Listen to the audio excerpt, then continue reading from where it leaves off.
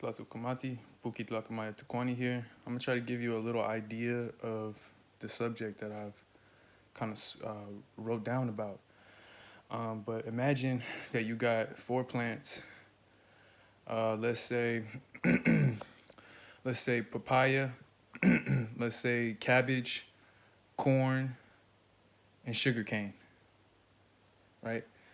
And you got someone who's tending to these plants who has like a little facility for when their leaves get brown and when they dry up and when they're not producing the fruit that they need and getting them to stimulate their growth.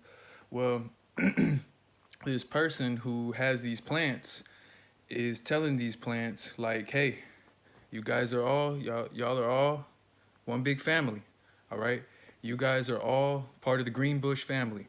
You're all green bush, and what I do here is standard green bush procedures. Everything I do is the proper way for the green bush. And then so those plants, they end up believing, they're like, well, yeah, I'm a green bush. So when I get ill, I better go see the green bush doctor, right? But then one day, one of the plants, let's say one of the plants is let's say one of the plants is cannabis, right?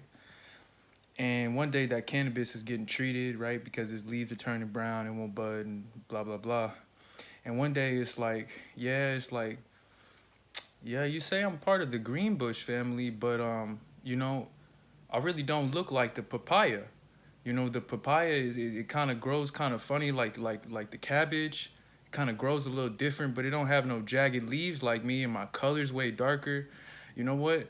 Um, I'm not. I might not be a part of the green bush. And whatever process you're trying to heal me by, that may work for the green bush family, but I may not be a part of the green bush. I might be something different, right? It's like, well, I'm actually I come to find out I'm cannabis. I'm not a green bush. I'm cannabis, and I'm different than papaya. I'm different than sugarcane, right? I'm different, and you gotta treat me as particular to what the cannabis needs, and not to what the papaya needs, and not just one procedure for everything, right?